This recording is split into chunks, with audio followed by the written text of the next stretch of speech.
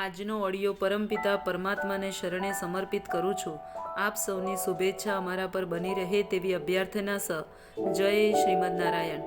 શ્રીમદ ભગવદ્ ગીતા પરમેશ્વરનું જ્ઞાન નામનો 7મો અધ્યાય, શ્લોક 29. જે બુદ્ધિશાળી મનુષ્ય જરા તથા મરણમાંથી મુક્ત થવા પ્રયત્નશીલ રહે છે, તેઓ મારી ભક્તિનો આશ્રય ગ્રહણ કરે છે. તેઓ વસ્તુતઃ બ્રહ્મ છે, કારણ કે તેઓ દિવ્ય કર્મો વિશે પૂર્ણપણે જાણે છે.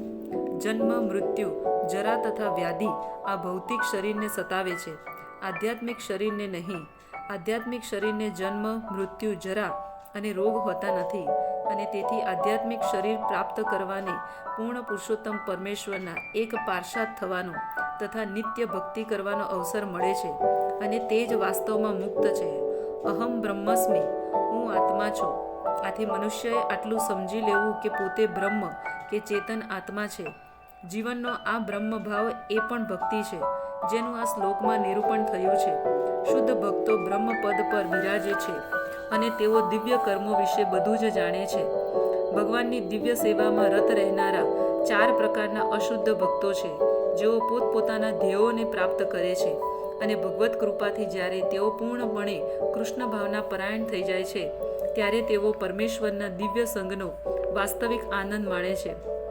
પરંતુ દેવોની ઉપાસના કરનારા મનુષ્યો ક્યારેય ભગવત ધામને પામી શકતા નથી, એટલે સુધી કે અલ્પજ્ઞ બ્રહ્મનો સાક્ષાત્કાર પામેલી વ્યક્તિ પણ કૃષ્ણના પરમધામ ગોલોક વૃંદાવનને પ્રાપ્ત કરી શકે નહીં.